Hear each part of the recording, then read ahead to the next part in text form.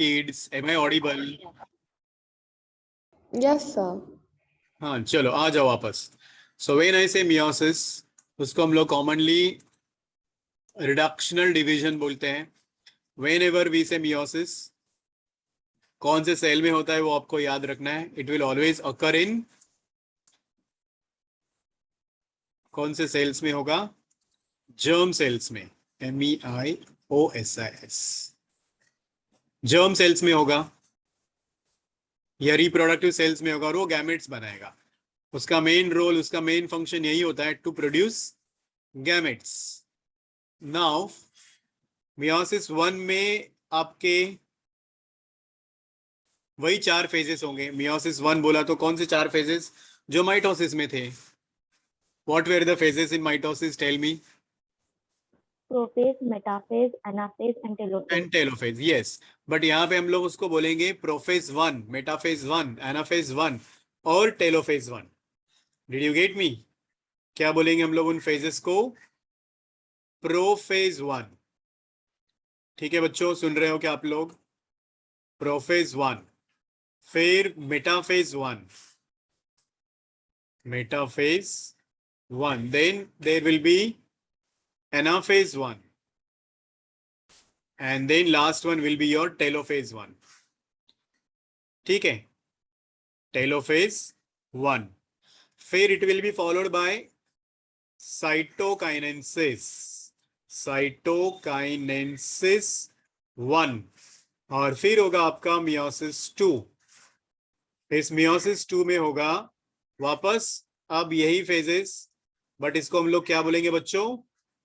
We'll call it as prophase 2. Are you understanding? Prophase 2 के बाद metaphase 2. सुन रहे हो आप लोग? फिर क्या होगा?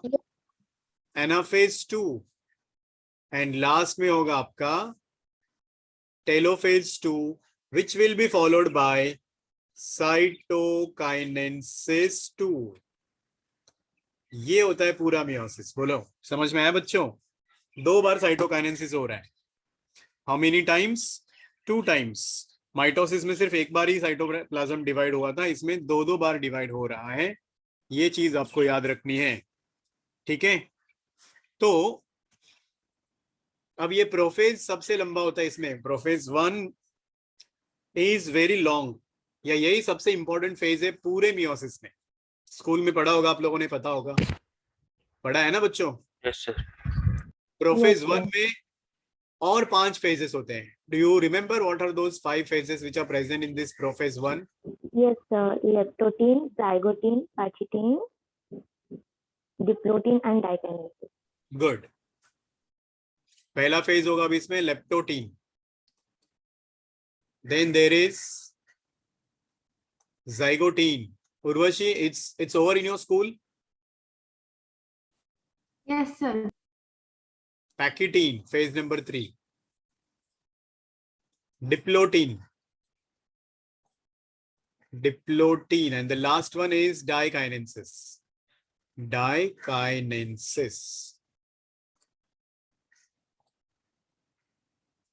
Right.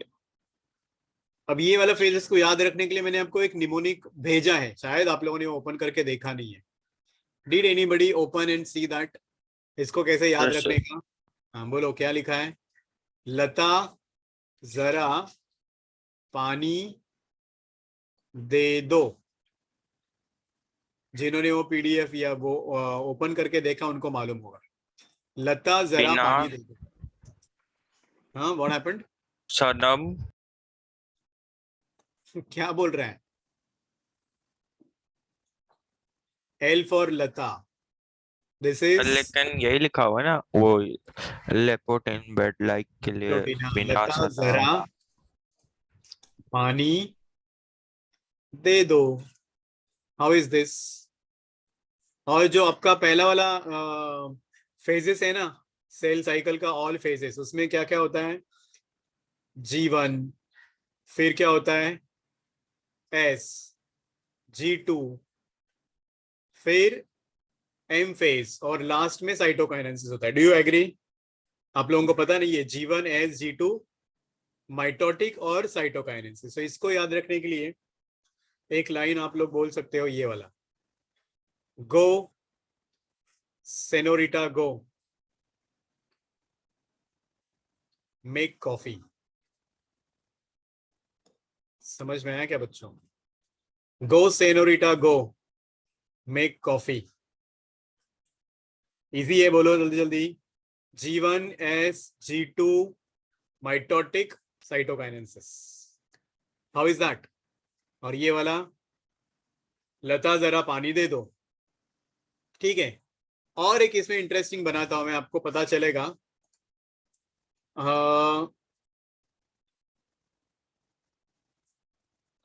What happens exactly in that, वो पढ़ने के लिए भी एक इसका निमोनिक मैंने भेजा है आप लोगों को। You all can watch there.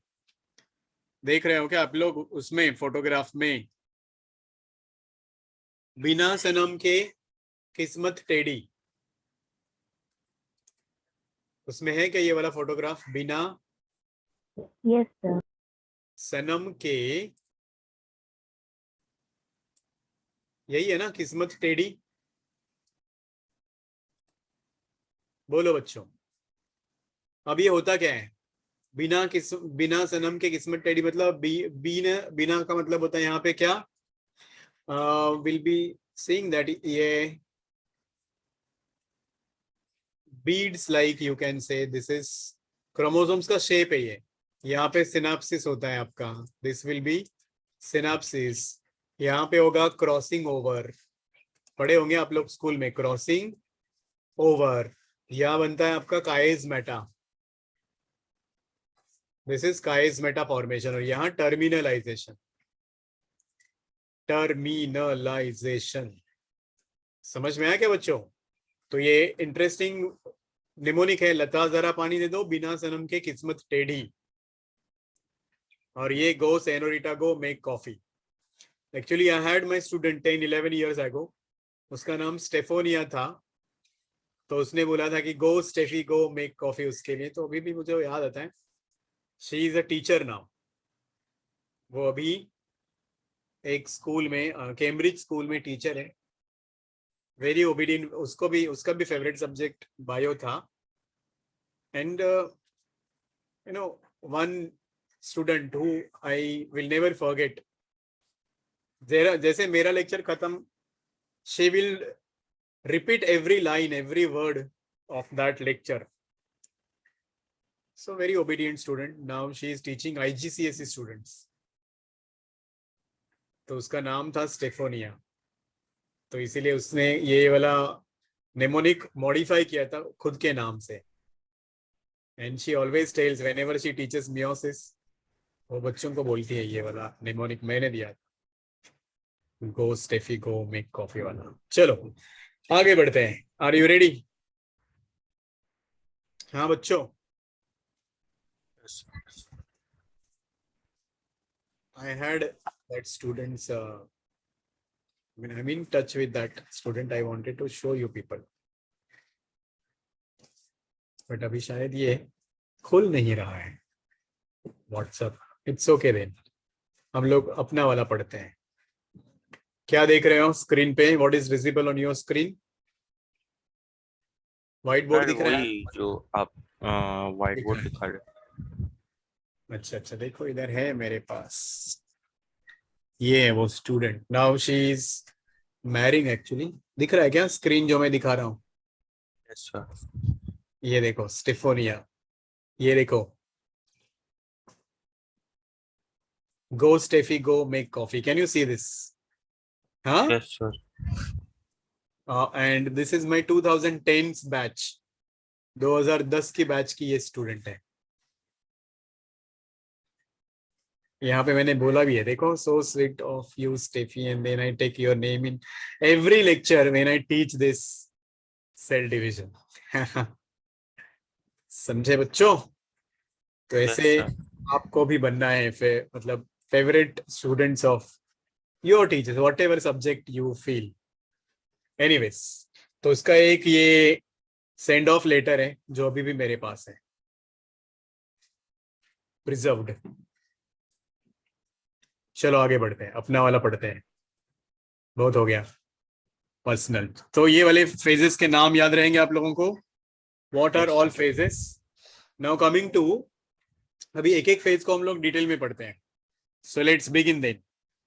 तो सबसे पहला वाला फेज है प्रोफेज में, कौन सा फेज है नाम बताओ। हाँ बच्चों, फर्स्ट फेज का नाम प्रोफेज का, प्रोफेज वन लेप्टोटीन। में भी लेप्टोटीन। Laptop. सो चलो फिर पढ़ो।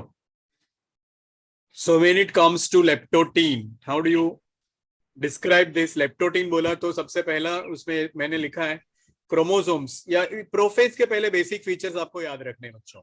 व्हेनेवर आई से प्रोफेज, क्या याद रखने आपको, बोलो। First characteristic feature whenever we say prophase, क्या आपके दिमाग में आना चाहिए। Karyokinesis. कैरियोकाइनेसिस शुरू हो गया, अभी कैरियोकाइनेसिस में प्रोफेज वन पढ़ रहे हैं हम लोग। बट जब भी प्रोफेज नाम आएगा दिमाग में अपने, तो उसमें क्या क्या होना चाहिए। सबसे पहले कंडेंसेशन ऑफ क्रोमैटिन। हाँ न्यूक्लियर मेम्ब्रेन, बताओ मुझे क्या होगा इसका, क्या होता है न्यूक्लियर Sir, मेम्ब्रेन का, याद है क्या आपको। sir, nuclear membrane. Disappears, disintegrate. या डिसइंटीग्रेट्स बोलो, डिसअपियर्स बोलो, वन एंड द सेम। तो सबसे पहले तो न्यूक्लियर मेम्ब्रेन डिसअपियर होगा बच्चों, बराबर है क्या। Okay, Yes, sir. या डिसइंटीग्रेट्स होगा, डिसइंटीग्रेट होगा। और सर क्रोमोसोम का कंडेंसेशन होगा शायद। हाँ हाँ, वही वही शुरुआत हो गई। अभी न्यूक्लियर एनवेलप गया, न्यूक्लियोलस का क्या होगा बताओ मुझे। What will happen to nucleolus, ये भी डिसअपियर होगा। What will happen to your Golgi bodies, हाँ गोल्गी वो भी apparatus डिसअपियर। का क्या होगा। एंडोप्लाज्मिक रेटिकुलम का क्या होगा, ये भी डिसअपियर होगा। ये भी डिसअपियर। समझ में आ रहा है क्या बच्चों, are you understanding. Sir. Okay, मतलब जो नॉर्मल प्रोफेज में होता है वो सब यहाँ होगा, पर इमीडिएटली नहीं होगा। मतलब जो आप लोगों ने अभी ये leptotene, zygotene, pachytene, diplotene, diakinesis पढ़ रहे हैं ना, when cell will pass through this, वो साइमल्टेनियसली होता रहेगा यहाँ से यहाँ तक। Did you get me, please tell.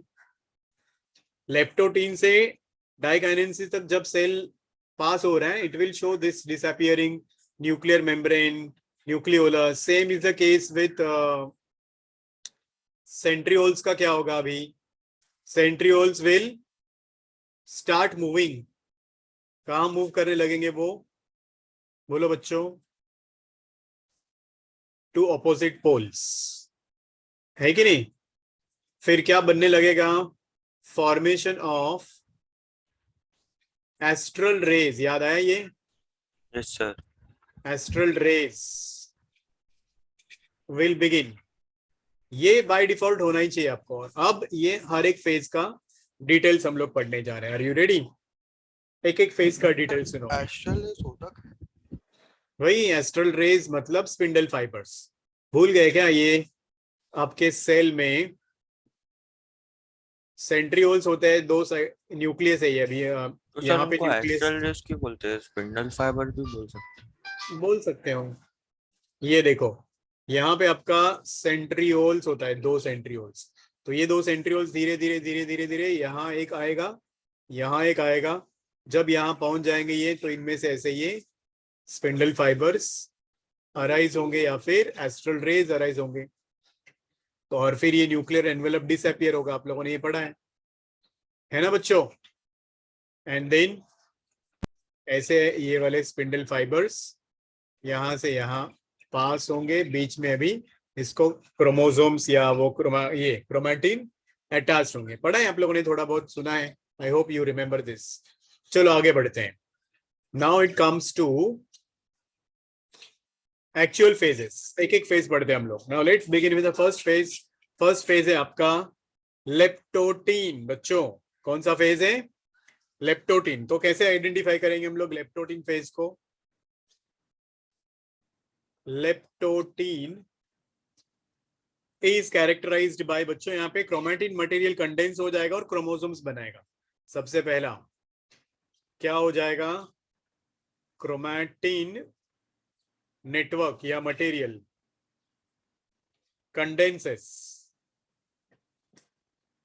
to form chromosomes. To form chromosome. समझा ये वाला पहला कैरेक्टरिस्टिक फीचर इसका बच्चों? क्रोमैटिन नेटवर्क कंडेंस हो जाता है, क्रोमोसोम्स बना देता है, और ये क्रोमोसोम्स अभी थोड़े लॉन्ग थिन होते हैं. So how are the chromosomes? लंबे होते हैं. Chromosomes are not short, chromosomes are long and thin. Long and thin. Is this clear? जो कि आप माइक्रोस्कोप के नीचे देख सकते हो. कौन से माइक्रोस्कोप के नीचे? लाइट माइक्रोस्कोप के नीचे. So visible clearly under light microscope. Am I clear? Light microscope के नीचे आप इनको देख सकते हो. हो गया ये वाला? ठीक है. और एक इंटरेस्टिंग चीज इसमें आपको याद रखनी है, इस फेज को हम लोग बुके स्टेज भी बोलते हैं. ये आपका क्वेश्चन आ सकता है. This phase can also be called as bouquet phase या bouquet stage. Why bouquet phase या बुके स्टेज? क्योंकि जो क्रोमोसोम्स होते हैं वो एक ही डायरेक्शन में होते हैं, मतलब वो बुके के जैसे होंगे. जैसे आपका बुके में फ्लावर्स का जैसे एक डायरेक्शन होता है ऐसे, वैसे ही क्रोमोसोम्स भी एक ही डायरेक्शन में डायरेक्टेड होते हैं. So it looks like that of a bouquet, hence it is called as a bouquet stage. Did you get this? Please tell me. Because chromosomes in the nucleus remain directed towards centriole. इसका reason ही है. क्यों बोलते हैं bouquet stage? Because chromosomes, क्या? All the chromosomes remains directed towards centriole. ये होता है reason. इसको हम लोग बोलते हैं बुके स्टेज. समझा क्या बच्चों? Yes sir. ये लेप्टोटिन फेज का कैरेक्टरिस्टिक फीचर है. अगर आप इसका इमेज देखोगे, if you look at the image of the same, then you all can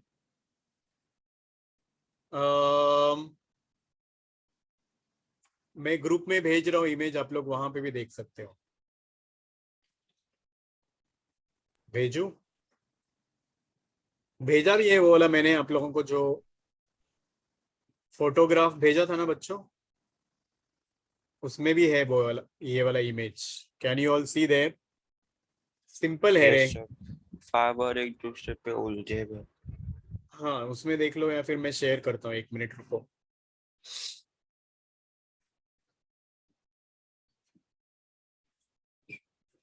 duplicated.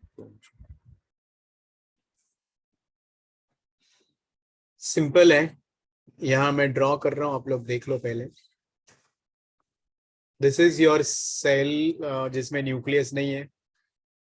तो क्रोमोसोम्स नाउ, क्रोमैटिन क्रोमोसोम बन जाएगा, मतलब it will look like this. कैसे दिखेंगे? ऐसे लंबे लंबे क्रोमोसोम्स. ये देखो बच्चों, these are your sister chromatids, these are your sister chromatids. ठीक है. यहाँ पे आपका सेंट्रियोल है, तो वो सेंट्रियोल की तरफ डायरेक्टेड रहेंगे, इसलिए इसको हम लोग बुके फेज बोलते हैं. So you can call this as a bouquet phase. Did you get this? और लंबे लंबे रहेंगे. Chromosomes will be long.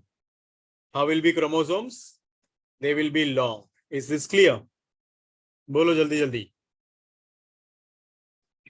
I am sending one image, जो वर्थ इमेज है, जिसमें आपके ये तीनों फेजेस हैं. Just check it in your group.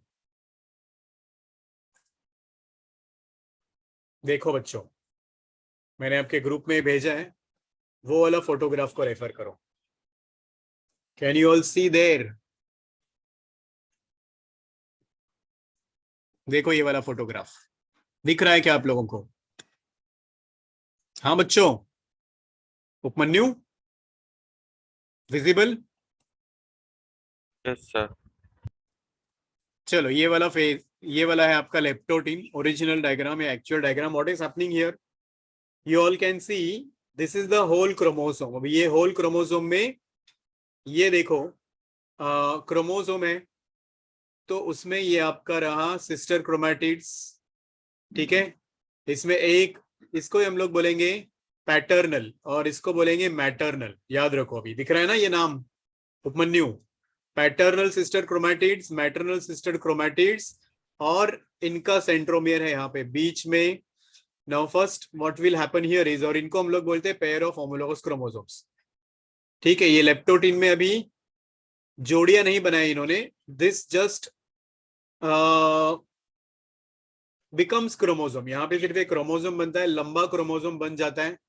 You all can सी। अब ये अगले फेज में, जाइगोटिन फेज में, ये पेयरिंग बनाएगा, अपना अपना जैसा पार्टनर ढूंढेगा या फिर जोड़ी बनाएगा। That will talk about. पहले ये इसको फोकस कर लो आप लोग। कुछ पल्ले पड़ा क्या बच्चों, बताओ जल्दी जल्दी क्या हो रहा है इस फेज में। Did you all see? Yes. Yes girls, tell me. Okay with Yes. It? ठीक है, तो बताओ मुझे क्या क्या कैरेक्टरिस्टिक फीचर्स हो गए। लेप्टोटीन बोला तो लेप्टोटीन में chromosomes will undergo condensation, then they will be long chromosomes, thin chromosomes which can be observed under microscope, and the direction of the chromosomes will be in one direction towards centriole, which looks like that bouquet, and hence it is also called the bouquet stage or bouquet phase. Am I clear with this? Please tell me. हाँ बच्चों बोलो, समझा क्या? Phase number 1 leptotene. Hello बोलो, come on children, tell me. Yes, no, okay, comfortable. Yes, sir. चलो अब आ जाओ phase number 2। क्या नाम है फेज नंबर 2 का? ये वाला जाइगोटिन फेज, बराबर है। फेज नंबर 2 है आपका जाइगोटिन फेज। देखो इसमें भी क्या हो रहा है बच्चों। What can you see here in the zygotene phase? Characteristics याद रख लो इसके। पेयरिंग ऑफ होमोलोगस क्रोमोसोम, सबसे पहला फीचर इसका ये रखो याद। There will be pairing of homologous chromosomes. अपने जैसे ये पार्टनर ढूंढेंगे और जोड़ियां बनाएंगे। पहला फीचर इसका ये होता है, there will be pairing of homologous chromosomes, और इस प्रोसेस को हम लोग बोलते हैं बच्चों सिनेप्सिस।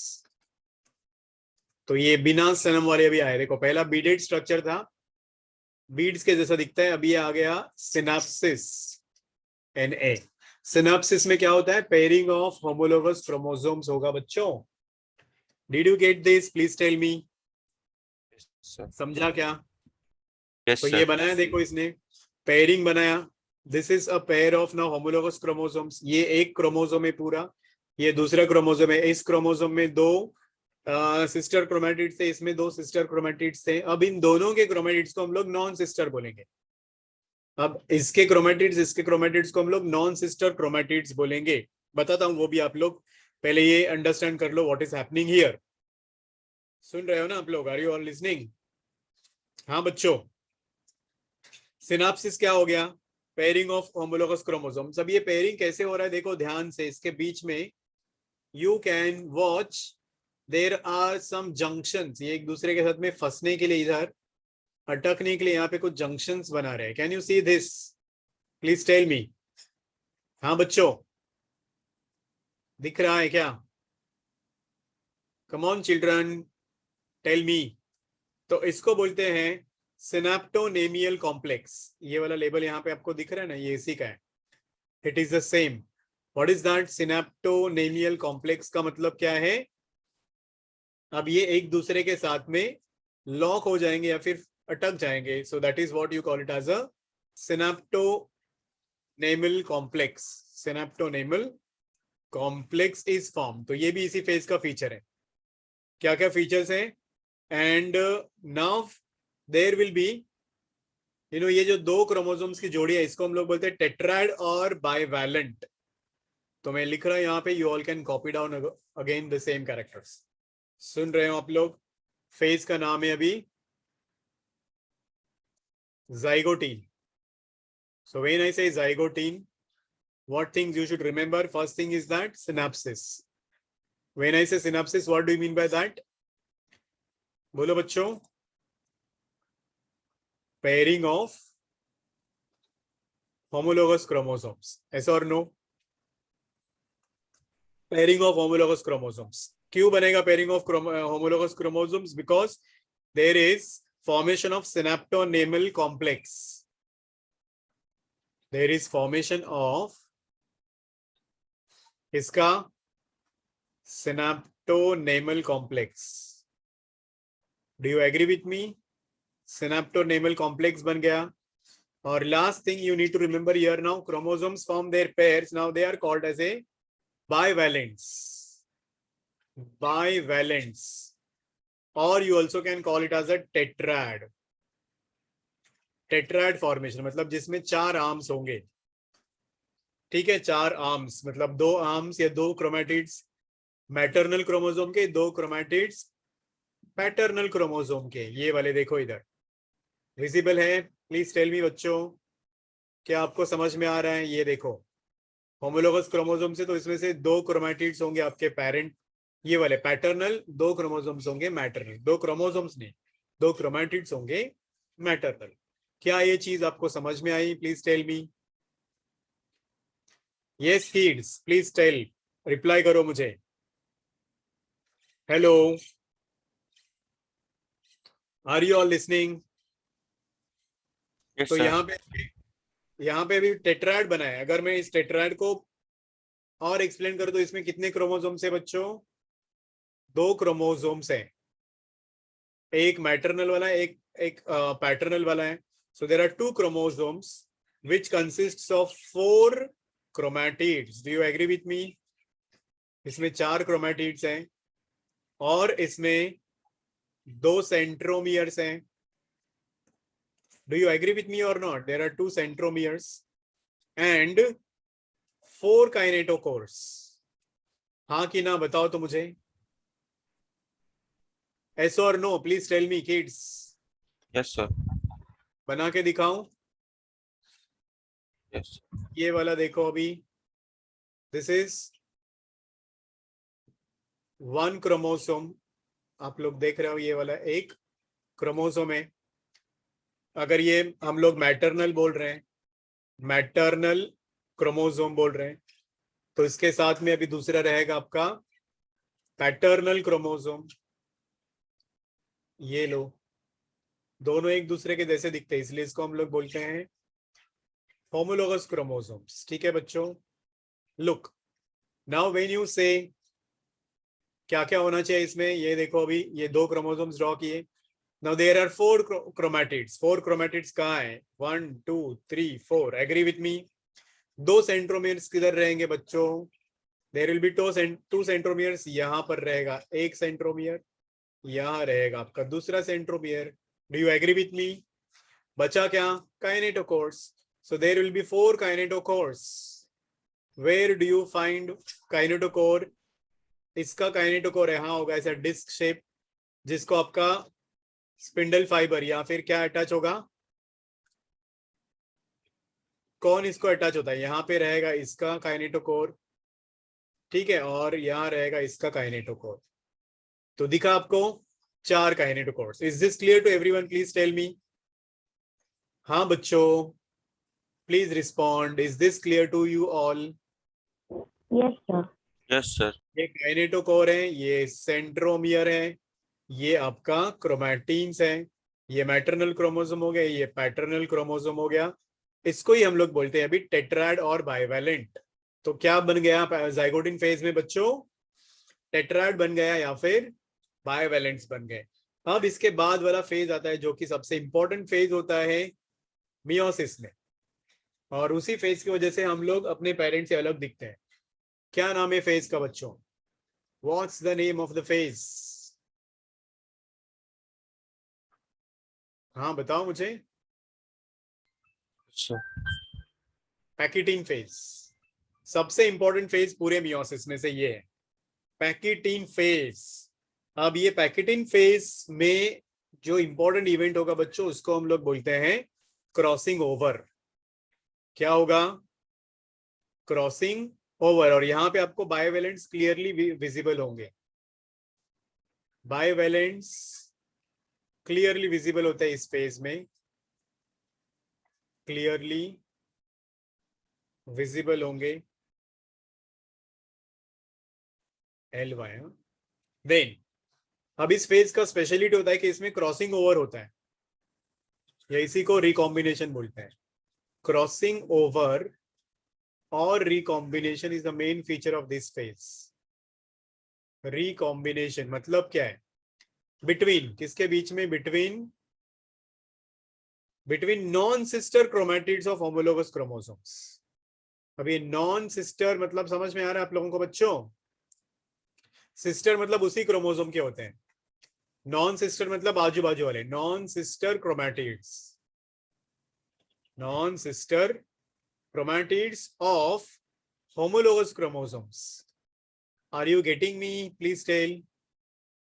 Homologous chromosomes के नॉन सिस्टर क्रोमैटिड्स एक दूसरे के साथ में ओवरलैप होंगे, एक शेप बनाएंगे, और उस एक शेप को हम लोग बोलते हैं बच्चों recombination nodule. So there will be formation of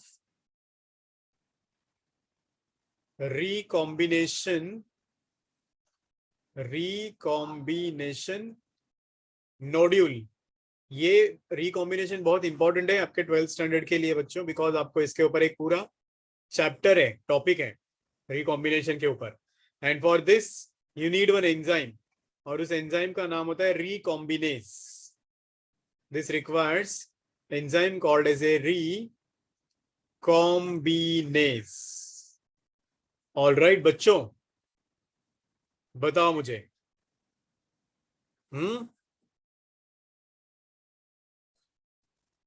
hello. और एक लाइन इसमें आपको याद रखने की, chromosomes remain attached at the point of overlapping only or that crossing over.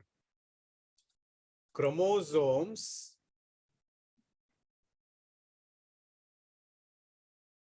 are attached only at cross point, are attached at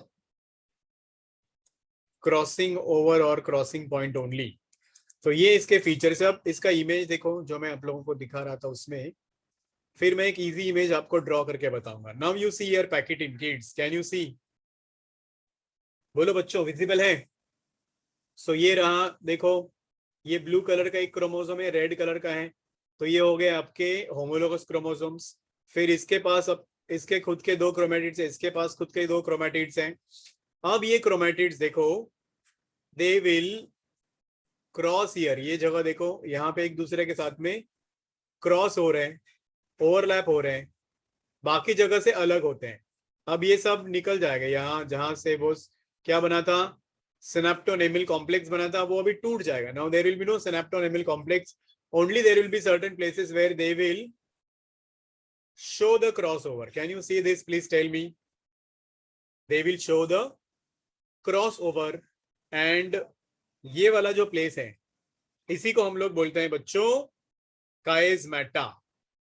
alright, अभी ये जो प्लेस है जहां पे एक दूसरे में ओवरलैप हो रहे हैं, इसी प्लेस को हम लोग बोलते हैं काइज़मेटा। ये कंप्लीटली फॉर्म होगा आपके अगले फेज में, जो था क्या, लता जरा पानी के बाद में दे दो, मतलब डिप्लोटिन में। तो ये डिप्लोटिन फेज का कैरेक्टरिस्टिक फीचर होता है कि उसमें काइज़मेटा इज कंप्लीटली फॉर्म्ड।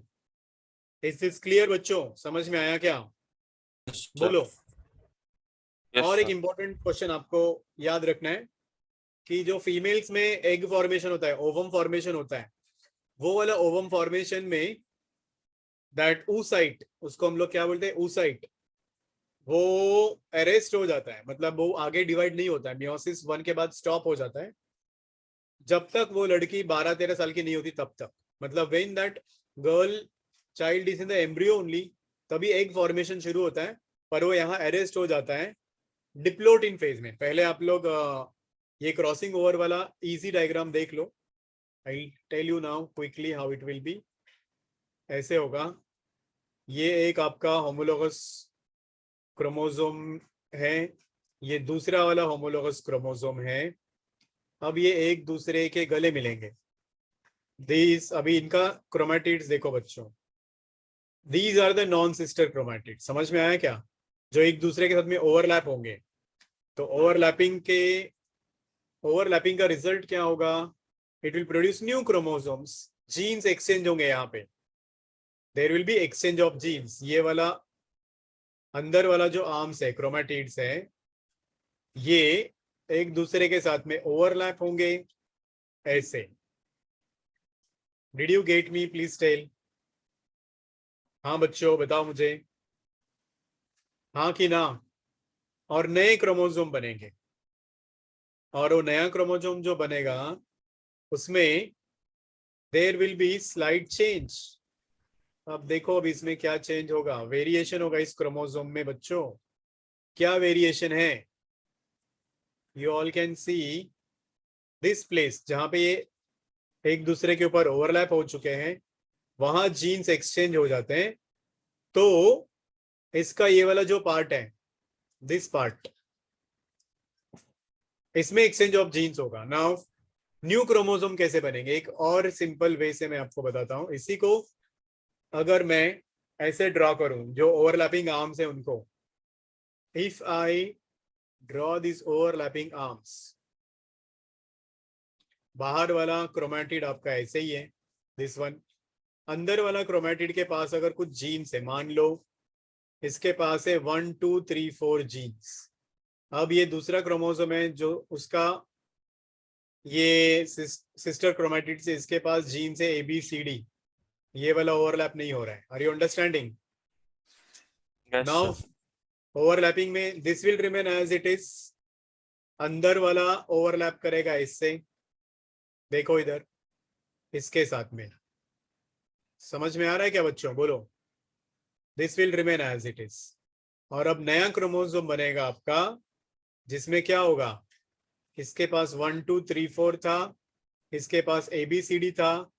नया क्रोमोसोम में आपका यहाँ रहेगा AB, आई मीन 1 2 है ना, ये 1 2 CD बनेगा। और जो दूसरा क्रोमोसोम था यहाँ पे क्या बनेगा बच्चों?